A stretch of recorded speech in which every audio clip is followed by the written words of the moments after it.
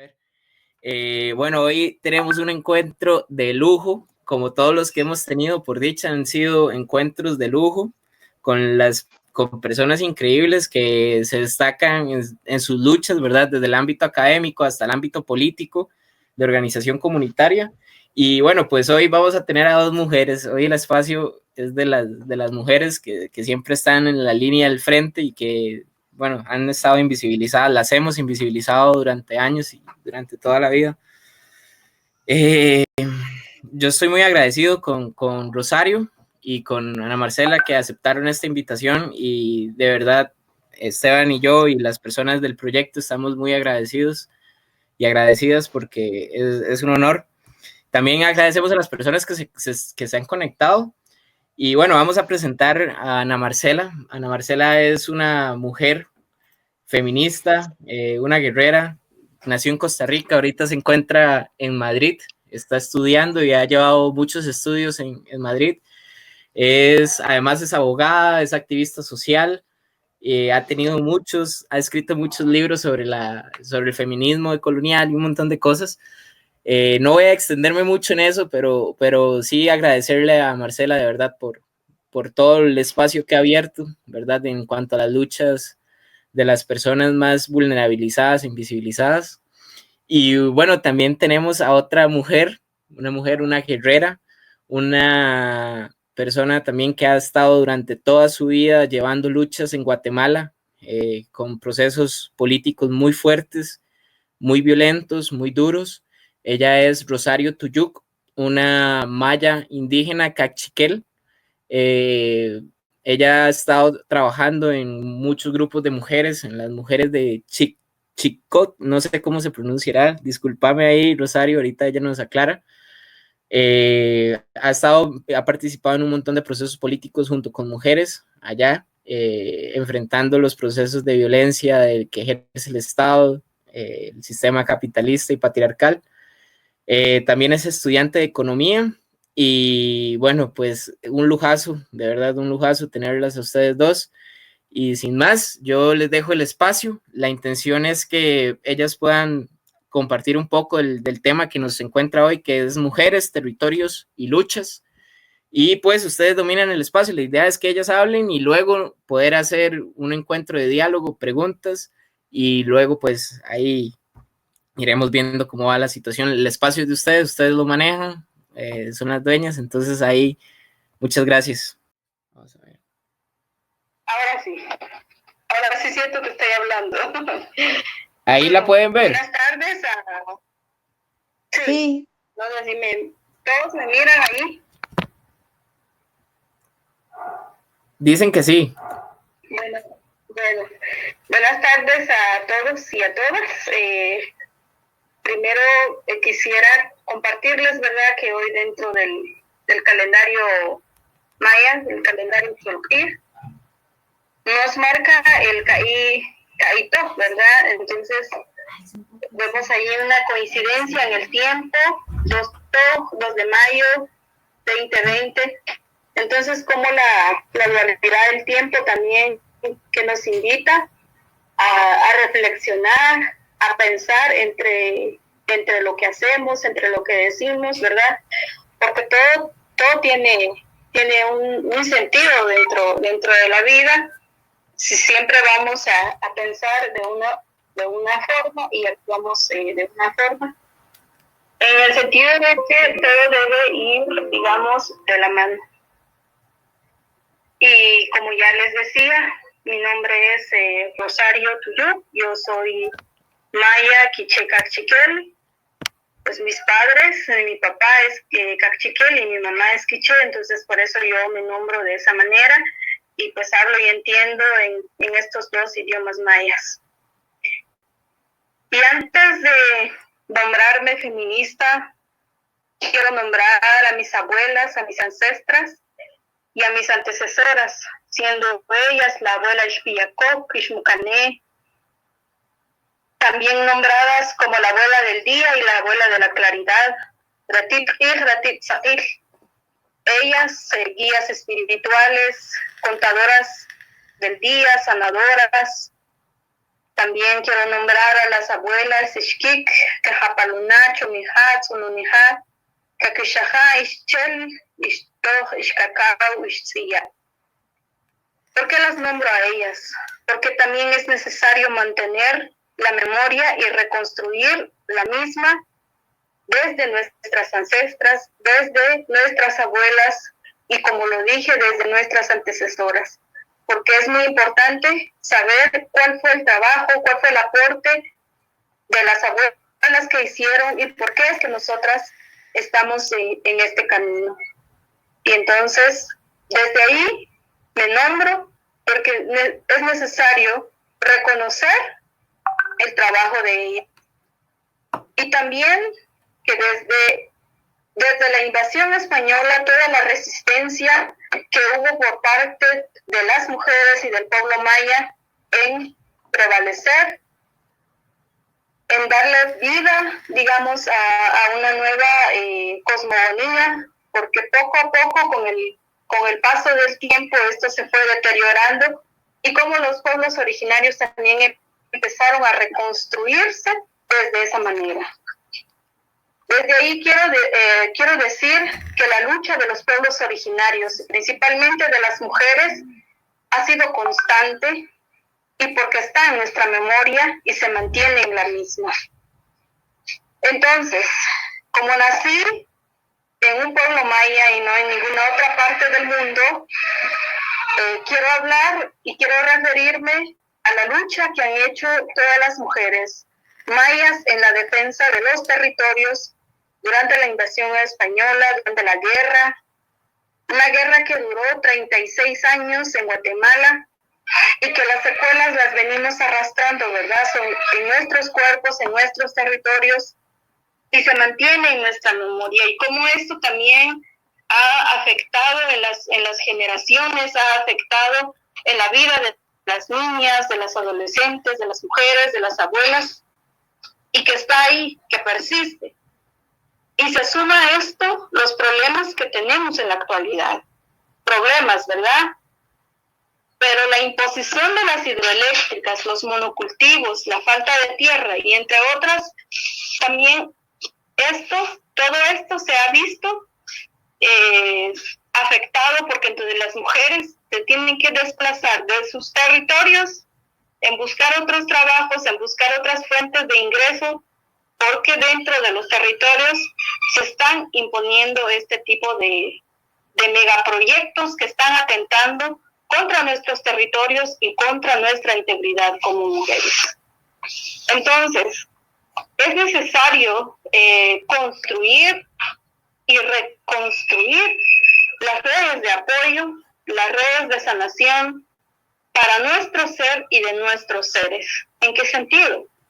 En el sentido que las mujeres y los seres humanos, digamos, nuestro interior y nuestro yo se ve afectado por todo esto que ya les he hablado. Entonces, las mujeres mayas han trabajado y han aportado desde sus propias comunidades saberes, los mismos que se comparten con las abuelas, los mismos que se comparten también con las mujeres jóvenes en modo de pishap. Por eso es que hay muchos de los saberes de las abuelas que no se van a encontrar en libros, porque entonces esto se va transmitiendo de manera oral, de manera de abuelas a hijas, a nietas, a bisnietas. Entonces así es como se va reconstruyendo y así es como se ha mantenido la memoria.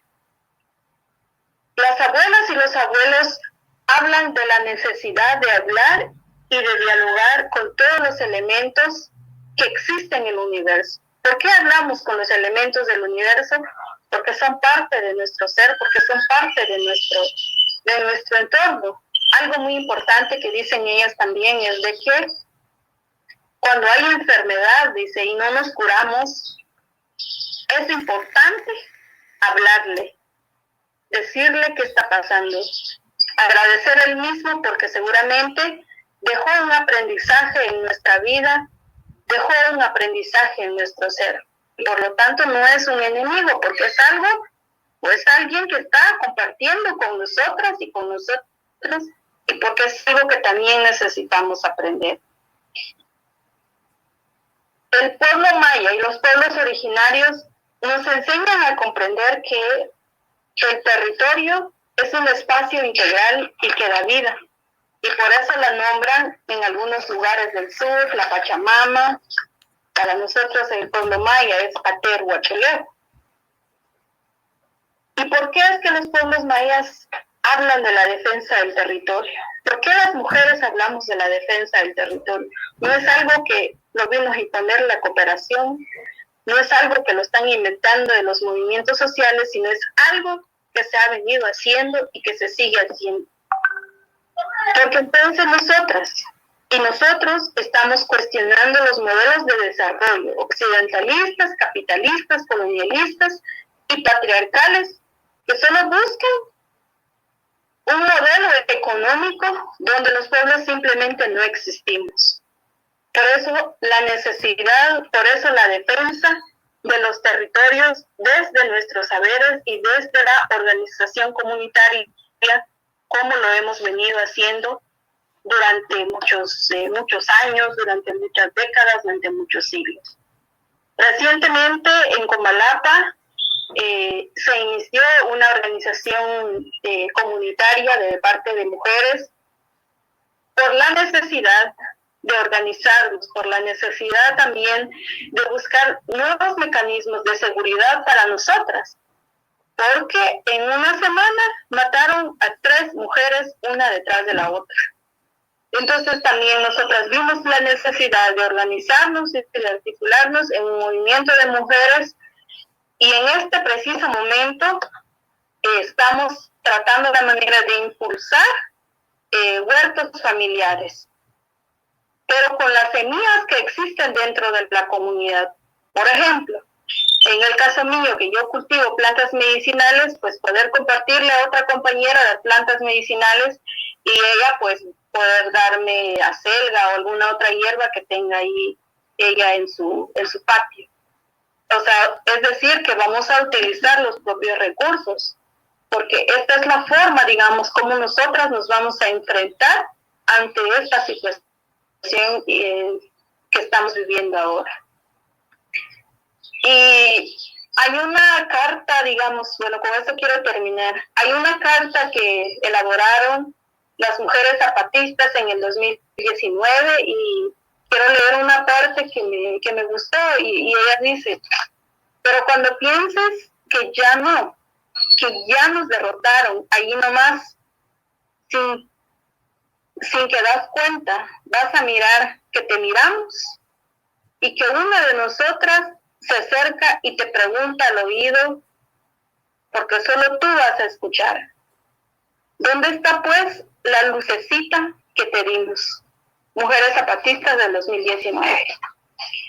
Entonces, y tiene mucha relación con nuestra espiritualidad, con nuestra cosmogonía, como le querramos llamar, en el pueblo maya.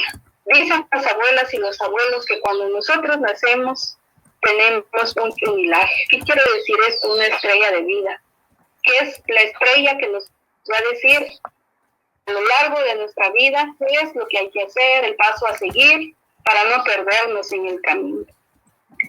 Entonces considero importante y necesario que en estos tiempos volvamos nosotros también a nuestro ser y escucharnos y pensarnos qué es lo que hace falta, hacia dónde tengo que avanzar, hacia dónde tengo que seguir para no perdernos en este camino que se llama vida. Gracias.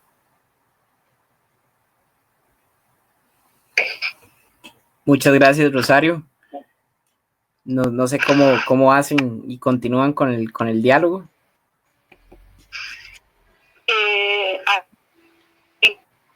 Le toca a Marcela. Ya. No sé si tienen alguna pregunta, algún comentario. Siento que hablemos de partido.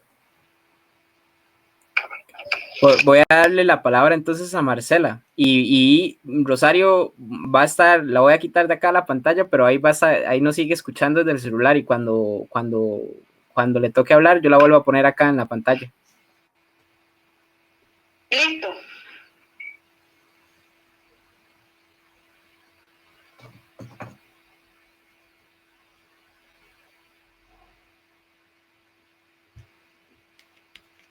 ¿Listo? Listo. Ya. Pues buenas tardes para allá, buenas casi noches para acá. Es un gusto pues compartir hoy con vosotras y con vosotros este espacio que me parece pues una gran iniciativa, y agradeceros mucho, sobre todo a ti, Esteban, y a mi querido Raga, a Javier, ¿no? En establecer estos diálogos tan necesarios en un momento como el que estamos viviendo, el que estamos atravesando hoy concretamente como humanidad, como humanidad. Ante todo, creo que es importante contar por qué voy a hablar de lo que voy a hablar y por qué trato de estudiar y de involucrarme en luchas como las que me he involucrado toda mi vida. Bueno, porque de todas formas una habla siempre desde donde una está situada, ¿no? Lo que nosotras decimos es porque tenemos también una historia que nos permite decirlo, o lo que nos permite manifestarlo. Nadie se puede escapar de ese conglomerado de clase, sexo, raza, posición geográfica, ¿no? Tenemos nuestro propio conocimiento, la geopolítica del conocimiento, diría Dussel, o el conocimiento situado, que diría Haraway. En todo caso, pues soy una mujer que decidió migrar cuando ya era una mujer más que adulta, ¿no? Y que nunca se había percatado que tenía color. Yo nunca me había percatado que tenía color, ni que tenía raza. Cuando cruzo las fronteras simbólicas, las del corazón, las geopolíticas, me di cuenta que era una mujer con raza, que era la otra, que mi vida se había transformado, ¿no? Que venir, que atravesar, llegar, salir desde la cintura de Abya Yala, en este caso Costa Rica, que fue el país en donde nací y crecí, me permitió, pues, cuando llego y cruzo la primera frontera, el primer puesto de migración, me di cuenta que tenía color, ¿no? Que llevaba aquí inscrita la palabra raza, el signo violento de la colonialidad. Que entonces me considero que soy una mujer en un proceso migratorio, que soy racializada, que vivo, pienso y actúo desde la frontera, diría Gloria Anzaldúa, ¿no?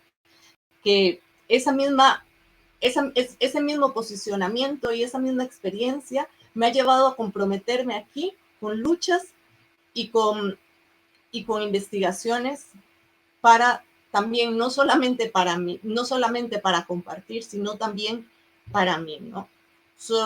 Me interesa muchísimo siempre el posicionar las voces de los sures globales, para pensar desde ahí muchísimas cosas, y en este caso, para pensar y repensar esa relación entre cuerpos, territorios, ¿no? Cuerpos, territorios y violencia. Y en ese contexto de violencia, los cuerpos de las mujeres siempre fuimos las primeras colonias. Somos cuerpos colonizados. Lo recogen así varias autoras como Karina Vidaseca, la misma Nancy Fraser, Rita Segato, la Federici también, ¿no? Porque seguimos siendo cuerpos para la conquista, seguimos siendo cuerpos y territorios sobre los que se necesitan, nos apropian, ¿no? Esos intrusos, la intrusión europea en América, lo que hoy se conoce como América Latina, Abya Yala, fue una intrusión que violó no solamente los territorios, a secas, el territorio geográfico, sino también nuestro cuerpo.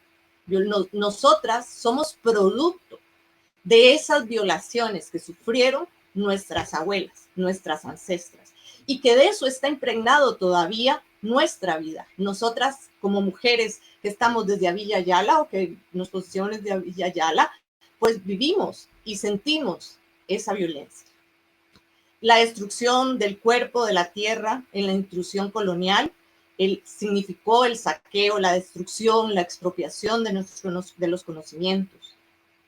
En la lógica del poder dominio colonial, los recursos, las posesiones, fue destruirlo absolutamente todo. En esa analogía, cuerpo-territorio, que ha sido realmente uno de los aportes más grandes, sobre todo que han hecho las feministas comunitarias, las feministas de los sures de América, y concretamente las feministas indígenas comunitarias de Centroamérica, las indígenas, ¿no? Que desde ahí, desde esos lugares que habitamos, es que nos siguen de algún modo, desde diferentes formas, construyendo esa dominación y el control sobre nuestros cuerpos. Entonces, asumir el cuerpo no solamente desde lo biológico, sino desde nuestra propia historia individual, pero también desde una historia colectiva, porque de verdad venimos de ahí, de esa. Ninguna de las personas que estamos y nos posicionamos desde ese pedazo de tierra que se llama Abya Yala, y en este caso desde la cintura de Abya Yala, no estamos excluidas de esa violencia, la seguimos llevándola, nos atraviesa, ¿no? Y también nos han construido, pero también nos hemos construido ahí. Por eso es que de alguna manera también tenemos que reflexionar cómo romper con ese legado de la colonialidad, ¿no? Fuimos devaluadas, sometidas, y seguimos de alguna manera siéndolo. Son cuerpos territorios que son despojados, que son militarizados, que son controlados. Una violencia expresiva que se manifiesta de diferentes maneras, porque la colonialidad fue una tecnología, es una tecnología de racialización, de jerarquización de los cuerpos, de los territorios, y de los mismos conocimientos, ¿no? Es una forma de organizar y de jerarquizar vidas y procesos vitales. Al ser clasificados, ¿no? Nosotras fuimos clasificadas como seres sin razón, como gentes no humanas. Fuimos las bestias, no teníamos ni siquiera género las mujeres en ese momento, ¿no? O sea, éramos las bestias de las bestias. Y bueno, también se construyó el racismo existe ahí, ¿no? La racialización la llevamos impregnada, el signo de la raza lo llevamos aquí. No es una cuestión meramente, no es una cuestión natural, digamos, pero la han naturalizado. Es una marca constitutiva que marca las relaciones y las percepciones en prácticas sociales. Igual, si la raza fue la biologización de la desigualdad, el género es lo mismo, pero en una historia muchísimo más larga. Hay discusiones sobre esto, hay algunas colegas feministas que afirman que el género no existió siempre, que el patriarcado no existió siempre. Yo sí creo que existió, pero en diferentes manifestaciones y en diferentes impactos, ¿no? Y el género, pues en esa historia que es todavía más larga que la raza, nos ha también disminuido de alguna manera. En esa jerarquía de valores, el género masculino está sobre lo femenino. Y si asumimos como cuerpo y territorio esto, en nuestros cuerpos, la depredación y el extractivismo, también juntos podemos mirar la analogía con los feminicidios, en el orden capitalista, patriarcal, racista y colonial. Porque el patriarcado no es un asunto a secas, no es el patriarcado, sino es esa unión de patriarcado, capitalismo, racismo y colonialidad. Esas son las patas en las que se asienta este sistema que es de la muerte, es un sistema de la muerte, que lo estamos viviendo ahora también con diferentes manifestaciones, con todo lo que esta epidemia que a nivel global nos está manifestando, ¿no? Entonces, mirar eso es muy importante, la relación que existe cuerpo-territorio, el cuerpo y territorio de las mujeres, y los cuerpos feminizados también, porque no es tampoco, pienso yo, que no es una mujer, sino también los cuerpos que son vistos o asumidos como mujeres, como feminizados, los cuerpos feminizados. en los sures políticos donde se asienta toda la, aumenta, ¿no? En estos conceptos, en estos espacios donde el biopoder, la necropolítica avanza, que decide quién vive y quién muere, y los cuerpos de las mujeres son recursos, uno de los recursos más, son recursos, los cuerpos que deben controlarse, que deben ser controlados. Es por eso que también en toda esta de necropolítica, también debemos fijarnos en el aumento de los fundamentalismos religiosos. No podemos tampoco separar esto, y mucho menos no entender todo lo que está pasando con el extractivismo a nivel de toda Avilla Yala. Y me voy a concretizar en Avilla Yala, en América Latina. ¿Por qué? Porque los recursos, la extracción de recursos es una manera también de controlar no solamente un territorio, sino controlar también los cuerpos de las mujeres. Ese extractivismo que mata a la naturaleza, ¿no? Y nuestras corporalidades, que siguen siendo vigiladas, violentadas, desposeídas, en territorios que también son militarizados. En Avilla Yala, la necropolítica, las guerras desatadas por los recursos naturales, el ecocidio de las que hablan las hermanas mapuches, y algo que también es, pues, con una colega que se llama María Eugenia, aquí es de las que más ha estudiado ese concepto, ecocidio, ¿verdad? A través de relación también que tiene con hermanas mapuches.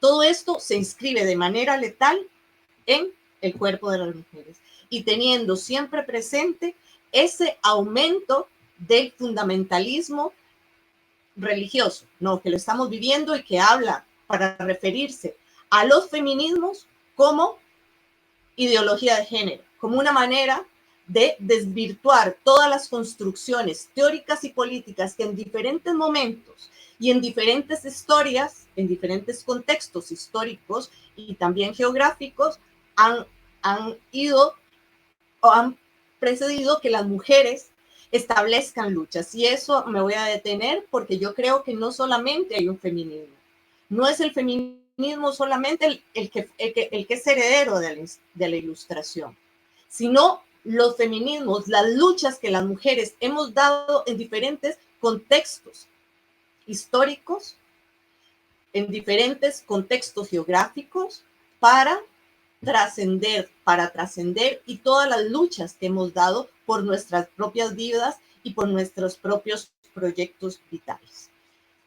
La relación que existe entre la necropolítica, la biopolítica, el aumento del fundamentalismo, el extractivismo sin límite, es una de las formas en que se reproduce la violencia, esa violencia asentada en la herencia de la modernidad, que es, como diría Sayak Valencia, la masculinidad necropolítica.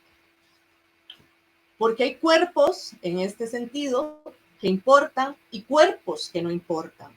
Cuerpos que son desechables, igual que hay territorios que son desechables. Hay cuerpos que no valen, que no merecen ni siquiera la pena ser llorados, que por los que no vale tener un luto, mientras que hay cuerpos que tienen otro valor, ¿no? Que esto también tiene que ver los cuerpos de desecho, los cuerpos que no le importan a muchos, que tiene que ver también con la clase, con el sexo, el género y con la situación geográfica. Hoy, no sé, lo vemos, ¿no? Como el virus quiero referirme un poco ahí al virus, ¿no? Cómo ha traspasado las fronteras y también cómo ha reconfigurado o cómo va a empezar a reconfigurar esas fronteras, esos espacios de fronteras, ¿no? Porque si bien que mal nos dicen que el virus no respeta ni clases sociales, ni posición geográfica, Eso no es tan del todo cierto. El virus, el coronavirus, esta pandemia, por supuesto que tiene que ver con cuerpos, con vidas, con clase social, con raza, con posición geográfica y con género. Por supuesto tiene que ver. Este virus no, al traspasar todas las fronteras y que se traspasó en gotitas de saliva y probablemente por los empresarios que van a China a hacer sus negocios. Y fue traspasado y traspasado. Fue la primera una gran pandemia que tocó Europa. Ellos aquí, de alguna manera, todo eso lo veían siempre que pasaba en el sur, que pasaba en los sures. No se habían percatado que su territorio, este territorio de una Europa que yo llamo incluso decadente, iba a ser el foco de infección más terrible y letal de un virus.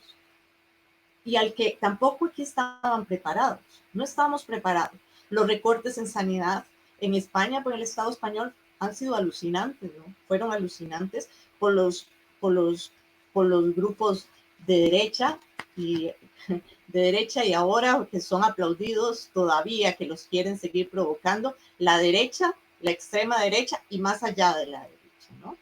Y en este contexto, ¿no? También nos han puesto a pensar cómo o nos lleva a replantear también el valor que tiene lo público, el valor que tiene lo común, el valor que tienen los cuidados imprescindibles para sostener la vida, la necesidad de seguir creando redes, la crisis climática que se viene encima, porque no es solamente la crisis económica, porque es una pandemia que tiene que ver con la salud, con la economía, con las desigualdades sociales, que tiene que ver con la política, con lo social, con los afectos.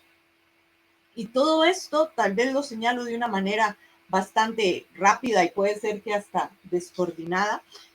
Esta pandemia de la que probablemente saldremos, pero nunca más seremos las mismas, nunca más seremos las mismas. Y es una oportunidad para empezar a mirar cómo transformar esto, ¿no? Porque igual que el control de los cuerpos de diferentes maneras que se hacen desde Avilla Yala, hoy aquí también tenemos el control de los cuerpos con apps desde los balcones que justifican quién anda o quién no anda afuera, ¿no? Que no controlan con los ojos de un panóptico quién está afuera y quién está violentando la posibilidad de la enfermedad a otra. ¿Por qué? Porque la salud también ha llegado a securitizar. Me detengo. Por ejemplo, si vemos la frontera norte de Costa Rica y la frontera sur de Nicaragua, una de las primeras posiciones que tuvo el gobierno costarricense fue de militarizar la frontera norte. Costa Rica es cierto que no tiene un ejército en el estricto sentido. Sin embargo, dio un discurso y además posicionó una serie de policías para controlar quién salía y quién entraba desde Nicaragua. No lo hizo con la frontera sur, se posiciona en la frontera norte, con un discurso que ya no era de salud, sino era la salud por la seguridad, la seguridad donde el otro iba o podía ser germen, un portador del virus letal. Y ahí entran también montones de personas que decían que eran de izquierda a justificar las acciones de un gobierno que impedía que las personas traspasaran las fronteras geográficas, que han sido, por cierto, fronteras históricas, de paso han sido históricas, para controlar una enfermedad. Y por el otro lado, un discurso desde la Caja Costarricense del Seguro Social, que es la institución que atiende las cuestiones sociales en Costa Rica, sociales de salud en Costa Rica, diciendo que iban a atender a las personas que se presentaran independientemente de su nacionalidad o origen. Esto nos pone a ver cómo hubo también dos discursos. Uno, del control de las nacionalidades y los cuerpos, y otra parte, de una manera muchísimo más social y muchísimo más acorde a los derechos humanos, que se iban a atender a todas las personas. Dentro de esto, los discursos xenofóbicos fueron en aumento. Y la traigo también aquí a colación porque esto mismo de alguna manera pasa aquí. Se han dicho que las personas migrantes, que decidir entre una persona migrante y una persona española, tiene preferencia a la española. Y eso lo dice la extrema derecha fascista, el Vox. Lo alucinante fue que en Costa Rica muchísimas personas que se dicen de izquierda reproducen esa xenofobia y ese racismo, ¿no? Entonces, ese avance del fascismo que también nos va a traer toda esta pandemia, ¿verdad? El miedo al contagio. El miedo al contagio. Se nos ha hecho un terror a ese contagio. Y es probablemente que salgamos de este confinamiento que tenemos, pero vamos a seguir pensando en el miedo al otro, en el miedo al cuerpo de otro, en el miedo de dónde viene esa persona, ¿verdad? Si entendemos el cuerpo como territorio. Vivimos en una incertidumbre. ¿Cómo construir de nuevamente las redes para construir certidumbres? Se nos cayó el concepto de certidumbre, que todos lo teníamos, por lo menos sobre todo aquí, muchísimo más en Europa, que todo era certero, a empezar a replantearnos la certidumbre. ¿Cómo hacer para construir desde la incertidumbre que tenemos ahora nuevas formas de relacionarnos? De una economía que allá y aquí, en el más allá también, debe pasar a lo redistributivo también, ¿no? Una economía que piense que la salud, que la vida de verdad debe estar en el centro, que la salud, que la vida de las personas debe estar en el centro, porque somos interdependientes. Nos creíamos, y hablo en plural, nos creíamos invencibles, y esto era falso. No somos invencibles, somos frágiles, somos totalmente frágiles y somos interdependientes,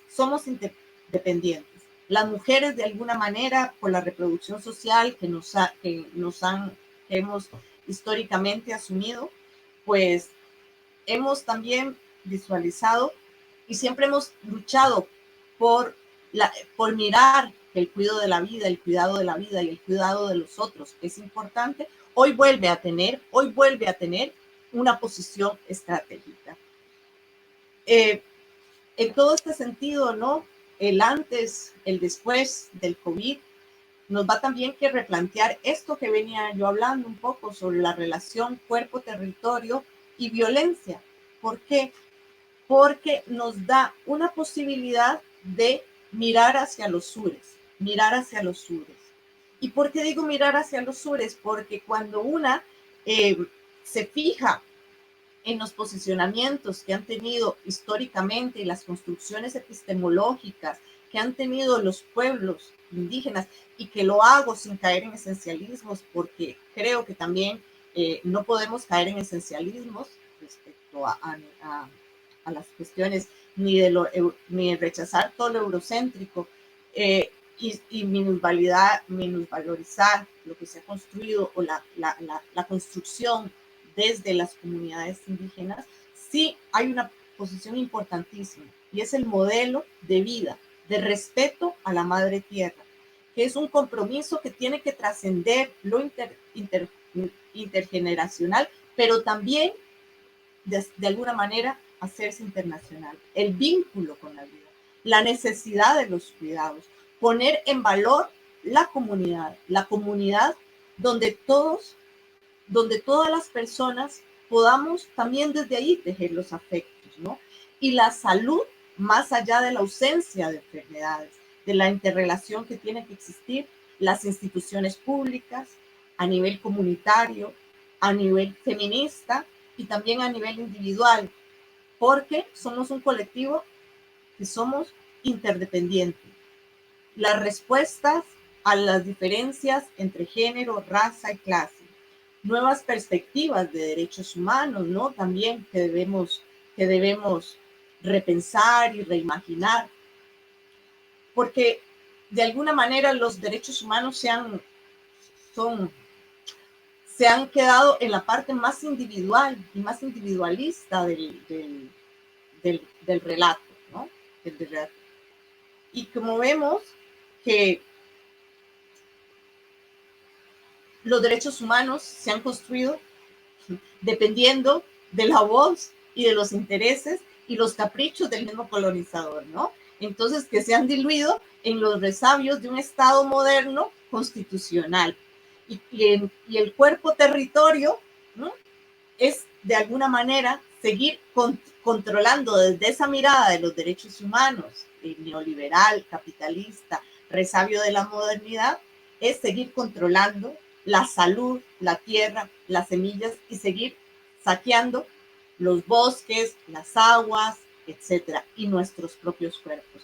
Es por eso que nos corresponde también, ¿no?, reconstruir una comunidad, replantearnos el concepto de normalidad desde el sentido común, en ese un Dios que para muchos el Dios del mercado, trascender a otro, que es el Dios que creo yo en este sistema, es el que prevalece, ¿no?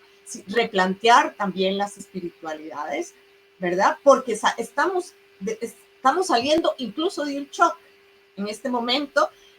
Creo yo que incluso el virus ya lo sentimos parte de nuestras vidas, parte de nuestros cuerpos, y vamos a poder salir, es muy probable, ¿no? Pero tenemos que trascender ese miedo, porque si no, el miedo se va a apoderar de nosotras y viviremos con resto del miedo, y viviremos con resto del miedo a través de los siglos, o por lo menos desde nuestros propios.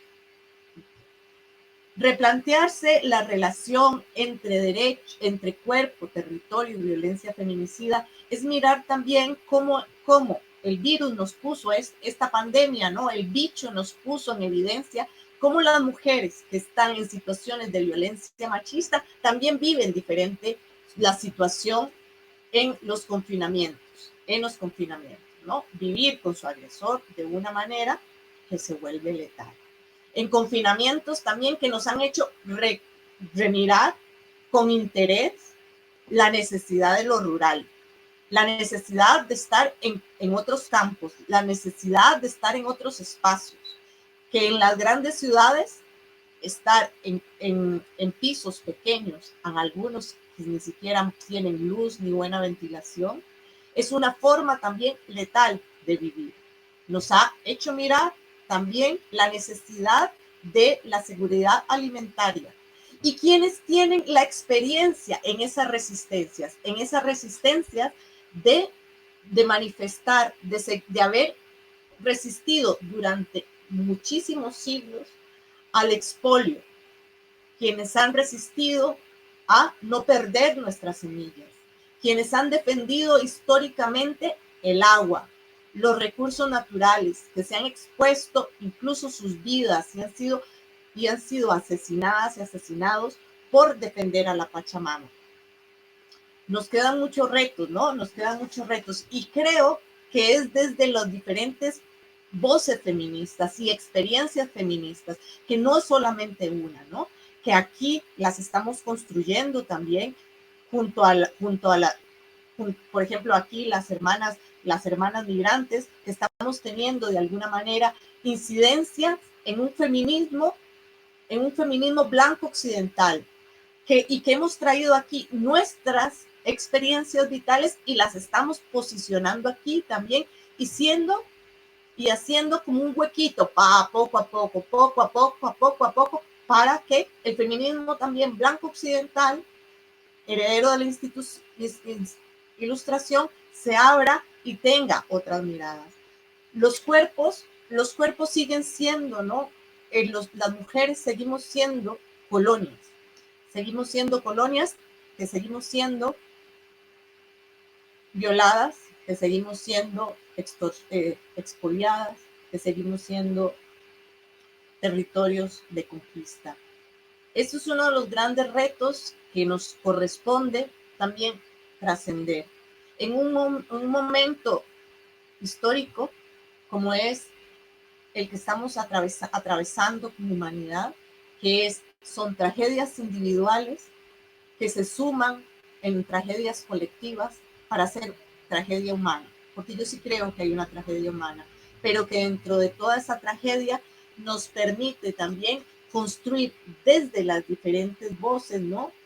Y desde nuestras propias vidas, nuevas formas de relacionarnos, donde la venta de los cuerpos de mujeres, el tráfico de cuerpos, las mafias de migraciones, todo lo que conlleva la prostitución, los vientres de alquiler, que son parte de esa comercialización de los cuerpos y sobre todo los cuerpos de mujeres y cuerpos feminizados, ¿no?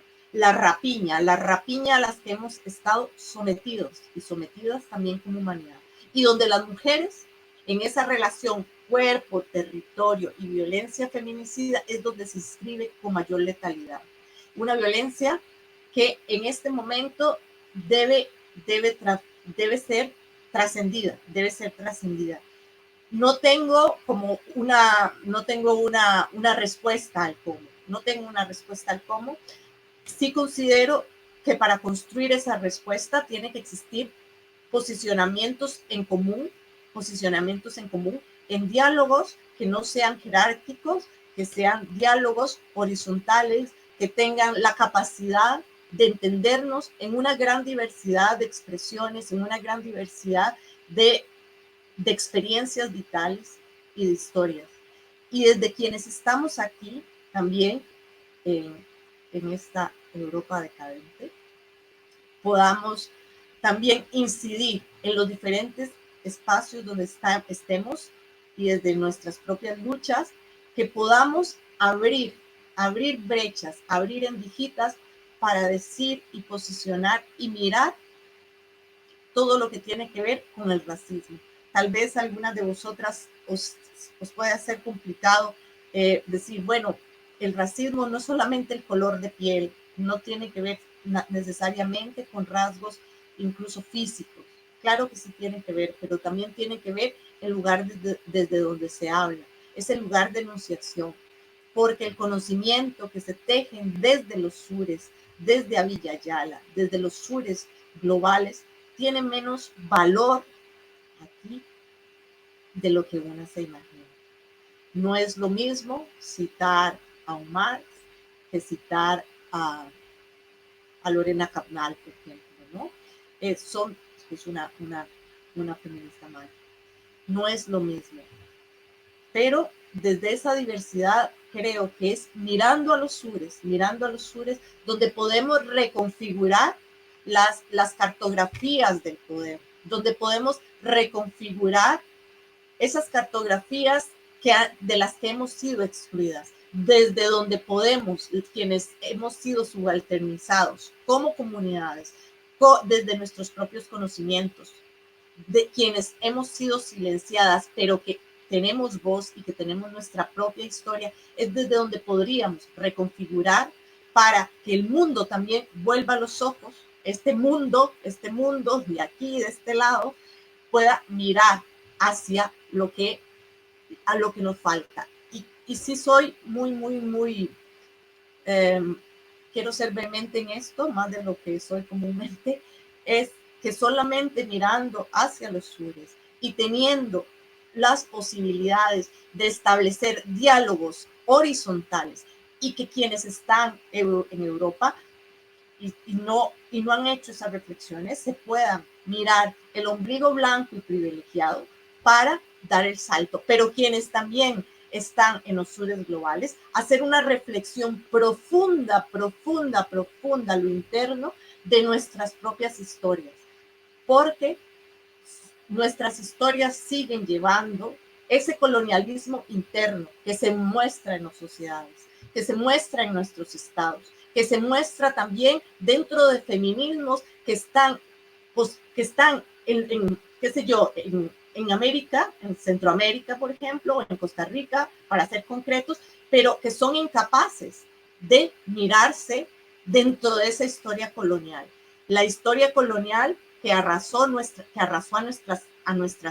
a nuestros hermanos, a nuestros abuelos, que violó a nuestras abuelas, que debemos mirarnos también nosotras adentro, con el fin de trascender este modelo, esta modernidad, para construir algo mejor, ¿no? O sea, algo que nos permita vivir de una manera muchísimo más plena, muchísimo más feliz, y donde el cuidado de la naturaleza, donde el cuidado de los otros, de las otras, y donde el respeto también a las diferencias y experiencias vitales sea la posibilidad de establecer diálogos para la construcción de nuevos relatos políticos, para la construcción de nuevos relatos donde la salud también pase a ser no solamente, como lo dice la OMS, sí, que no es la ausencia de la enfermedad, la salud nada más, sino para construir también desde diferentes maneras una salud que sea más integral.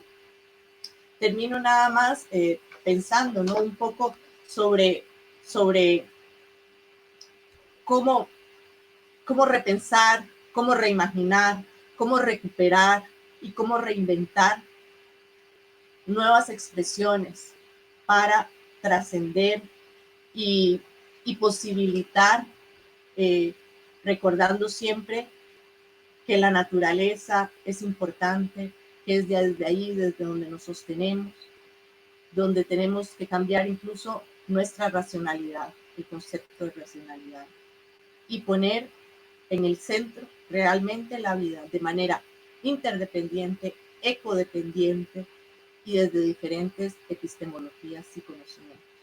Y que las feministas tenemos una gran posibilidad, porque somos un movimiento muy fuerte, de poner, de visualizar que la vida realmente debe estar en el centro y construir vidas que merezcan la pena ser vividas. Gracias, compas.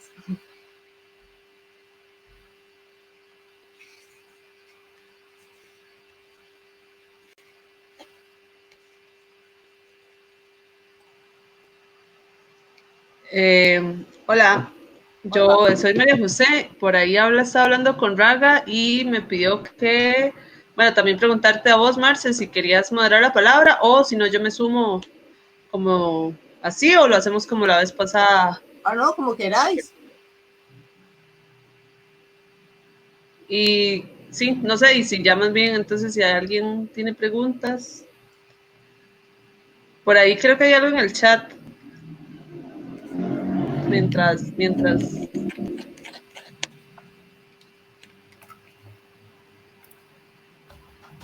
Bueno, voy a leer entonces lo del chat. Dice, ¿qué mujeres mapuche hablan de ecocidio? ¿Desde qué parte de Abya utilizan el concepto? Por favor, ¿puede repetir el nombre de la persona que le entregó dicha información? Bueno, ¿me escucháis? Sí.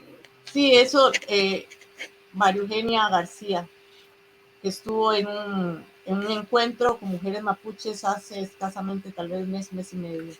No hemos tenido chance por la pandemia y el confinamiento de desarrollarlo más. El ecocidio. Uh-huh.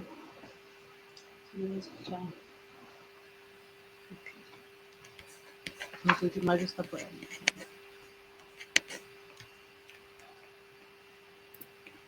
Preguntan que si de Colombia. No, es que no lo sé. Ok.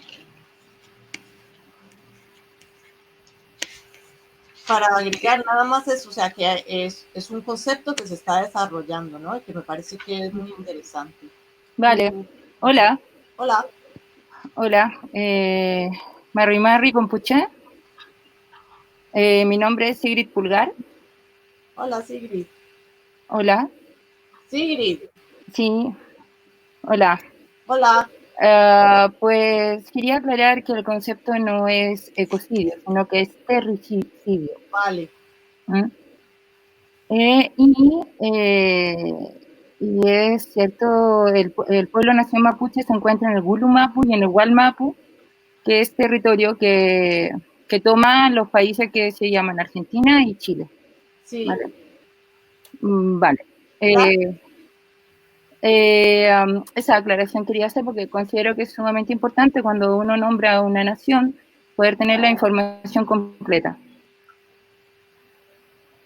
Eso, gracias. Ahí aclaro. Sí, gracias, Sigrid. Yo creo que nos conocemos, ¿no? Que es interesante, como te digo, es algo que hemos estado, pues, sí, tienes razón, es ese concepto de decirlo, y que no sé ni por qué dije presidio, la verdad. Es como, creo que fue ahora haciendo los apuntes rápidamente, sí, pero sí fue dentro del pueblo mapuche que fue un encuentro, ¿no? Que fue un encuentro muy potente que hubo hace 2 meses, hace poquito. Sí, es un encuentro que hubo en Chubut, Sí, aquí en Argentina, sí, sí, fue sí. María Eugenia, junto con Nelia, Sí, sí, sí, sí, sí, estuvieron allá. sí, Sí, sí. Pues muchas gracias, Ingrid. de nada.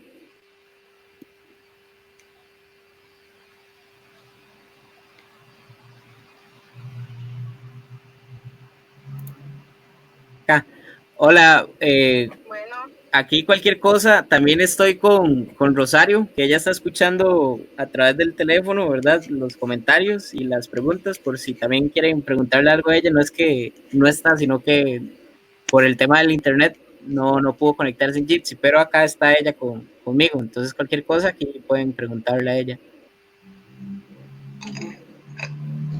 Gracias.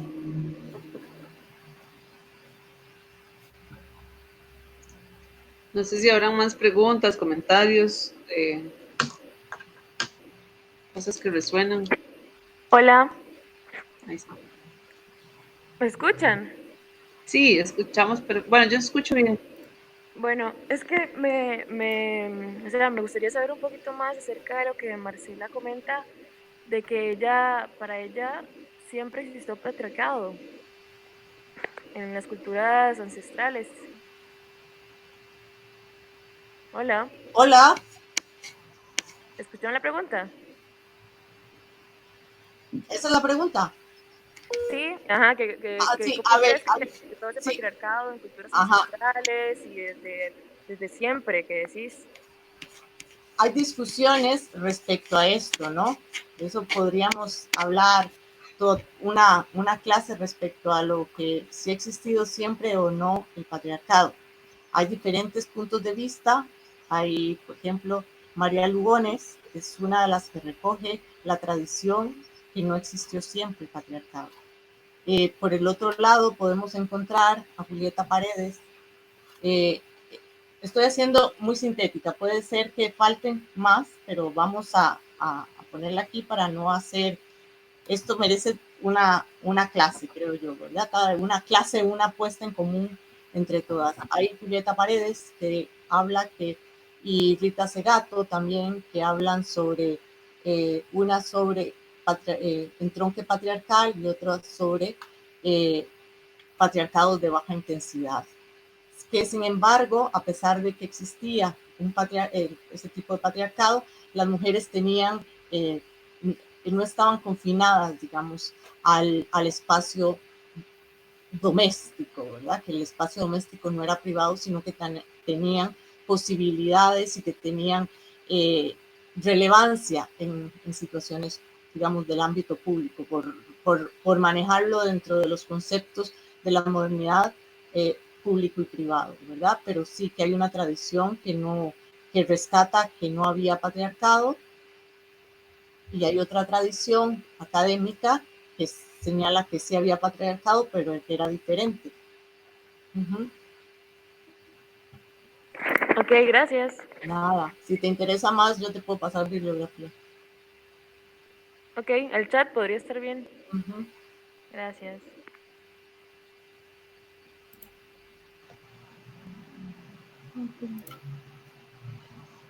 Indira preguntó en el chat que si podrías mencionar las autoras nuevamente sobre lo del patriarcado.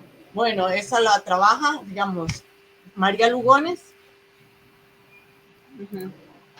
Colonialidad y Género, se llama el artículo. A ella ya ahí desarrolla las demás autoras, digamos. Y luego está Julieta Paredes y Rita Segato.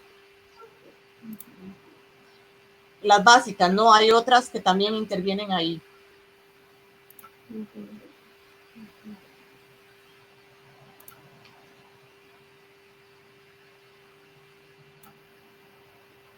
Hay una que se llama, un libro, qué sé yo, el invento de las mujeres. Es que no me puedo mover así porque si no lo pierdo. El invento de las mujeres. Entonces, si yo me paso aquí, para ver. ¿Alguna otra pregunta mientras busco eso?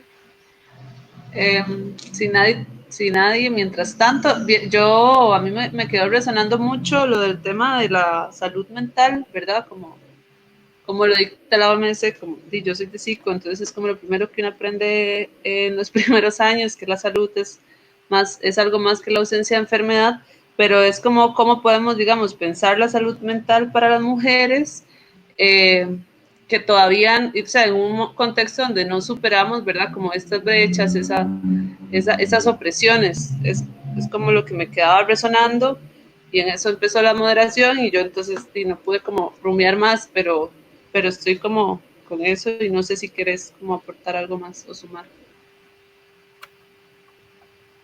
¿Yo? Sí. Antes hago esto, la invención de las mujeres. Uh-huh. Esa es la que se basa María Lugones o Jerún Kenobi. No sé si está en red, ¿sabes? Ese libro, La invención de las mujeres. Respecto, creo yo, bueno, la salud mental de las mujeres, lo voy a haber dicho muy rápido, pienso que en ese sentido, ¿verdad? Deberíamos replantearnos, ¿no? Nuestras formas de relacionarnos desde puntos de vista muchísimo más de tejer de empezar a tejer de manera diferente nuestras relaciones para también poder sanarnos, pero creo que en ese sentido quienes más han trabajado lo que deberíamos sanar nosotras por dentro, ¿no? Son, en ese Rosario te podría hablar muchísimo más porque son ellas quienes más profundamente han trabajado la necesidad de sanarse. Uh-huh. Ok. ¿Cómo hacemos para que Rosario... Ahí está Rosario. Aquí voy a poner a Rosario otra vez al micrófono. Voy a activar mi cámara para que la puedan ver también. Un toquecito.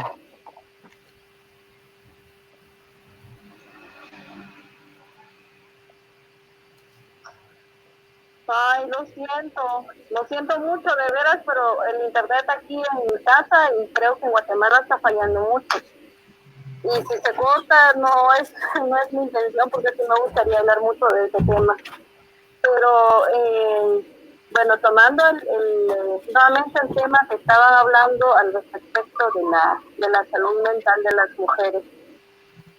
Yo bueno, me cuesta un poco estos términos, porque digamos, para nosotras, como mujeres mayas y como el pueblo maya, nosotras siempre hemos visto la salud de manera integral, digámosle así, porque siempre ha estado de manera como preventiva. ¿Por qué digo esto? Porque en las casas y en muchas casas de muchas comunidades indígenas principalmente, siempre hay más de alguna planta medicinal. Y esto se consume y se sigue cultivando. ¿Por qué? Porque es parte de nuestro entorno. Ahora bien, ¿qué se ha hecho ahorita, digamos, cuando hay mujeres que se han acercado por alguna u otra razón, porque tienen miedo, porque realmente, digamos, en nuestros contextos, como pueblos de Aviala, ¿qué hemos hecho? Yo creo que quienes acompañamos o quienes acompañan, digamos, procesos con mujeres, lo que hacemos es escucharlas. Y muchas veces Nos unimos alrededor del fuego sagrado, que es otro elemento también de sanación que está dentro de los pueblos mayas. Y yo no sé si va a existir en algún momento, en algún tiempo del mundo, que la ciencia lo vaya a reconocer esto, pero ha existido, pues.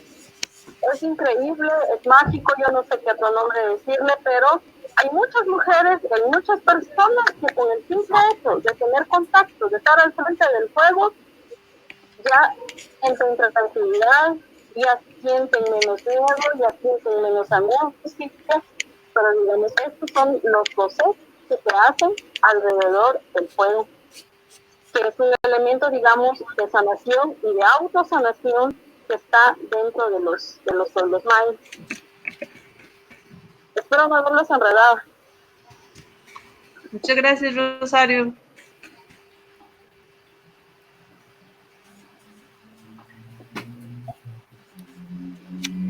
Aquí tengo el rosario por cualquier cosa. Gracias, Raga. ¿Alguien más que resuene? Que...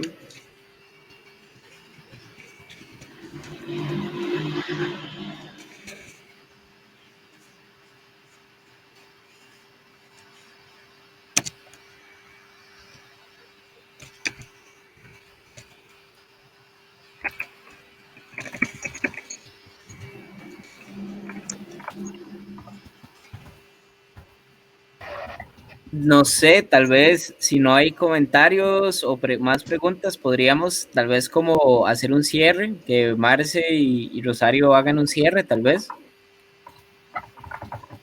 Sí.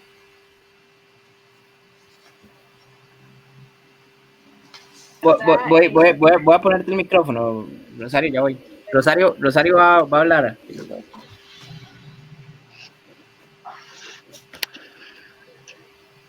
Listo, amiga. Primero agradecerles, ¿verdad?, de tomarse el tiempo en escucharnos a Marcela y a mí.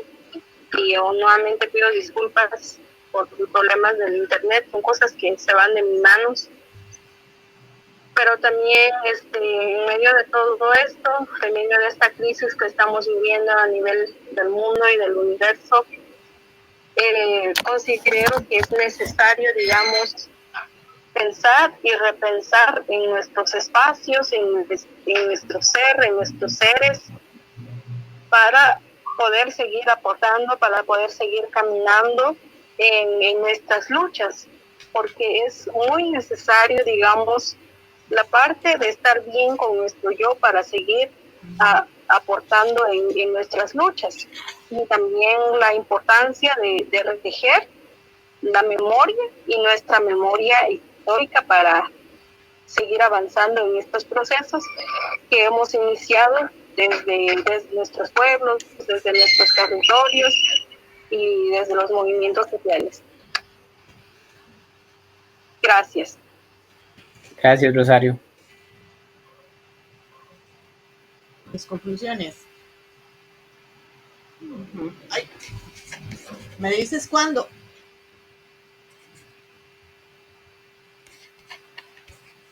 Dale, amiga. Bueno, a modo de reflexión, yo creo que deberíamos también tener, pues poner en valor, ¿no?, que la violencia contra las mujeres tiene que ver lógicamente con la violencia extractivista que se ejerce contra los territorios. No se puede desligar una de la otra, para mí son indisolubles. Que tiene que ver con los cuerpos, que se ejerce sobre cuerpos sexuados, racializados y una historia, una opresión histórica colonial, ¿no?, que se profundiza con las políticas neoliberales junto a las retóricas de la modernización, del desarrollo, que encubren esos proyectos conservadores y de extrema derecha de los que estamos viviendo, ¿no?, y que no es solamente en los sures, sino también que los vemos aquí, ¿no?, porque recordar siempre que por mí y existen también dentro de los nortes, también hay sures, ¿no? Aquí también mujeres precarizadas, mujeres violentadas, y también hay luchas por recuperar y por preservar la Pachamama, ¿no? Esta exclusión nos sigue siendo, pues, se ensaña, ¿no? Contra las mujeres indígenas, las mestizas, las mujeres empobrecidas, y aquí es donde nos jugamos también nuestra propia vida. Nos jugamos la vida, ¿verdad? Las racializadas, las empobrecidas, los cuerpos, las mujeres transexuales, los cuerpos feminizados, históricamente violentados, excluidos y pues han sido depredados. El patriarcado, la colonialidad, el racismo y ese capitalismo global son los espacios donde las mujeres que habitan, ¿no?, los sures globales se están jugando la vida, pero también no hay que perder de vista, ¿no?, que también es el lugar donde se tejen las resistencias de quienes se reivindican como sujetos políticos, que reclaman su historia, que reclaman su memoria a partir de la relación con sus cuerpos territorios. Y aquí quiero también ser muy, muy clara, son las mujeres de las diferentes denominaciones y características de pueblos indígenas quienes están haciendo un gran trabajo y un aporte teórico importantísimo en la relación mujer, cuerpo, territorio y violencia, ¿no? Y que, por cierto, han acuñado esto de poner la vida en el centro. Poner la vida en el centro es una de las cosas que más se habla ahora, por lo menos aquí en el norte global, en Europa, pero que es un concepto que ha sido desarrollado desde los sures, ¿no? Poner un alto a esa violencia feminicida.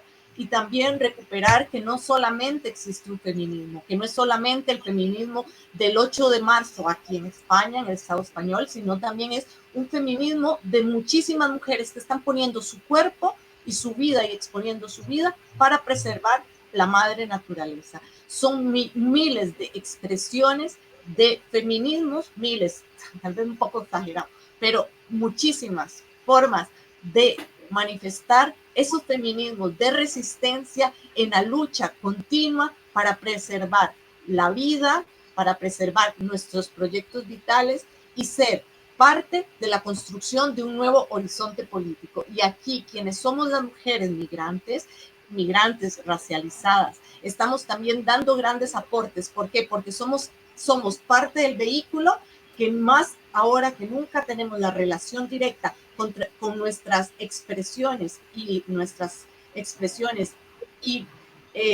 proyectos vitales, que estamos aquí, tenemos la posibilidad, por ejemplo, de abrir estos espacios, como lo tenemos hoy en esta tarde-noche, ¿no?, para establecer los diálogos necesarios de retroalimentación para construir realmente un relato o relatos feministas que aglutinen la defensa de la vida y por la vida, más ahora en esta reconfiguración del mundo que nos va a tocar o que nos está tocando vivir. Muchas gracias.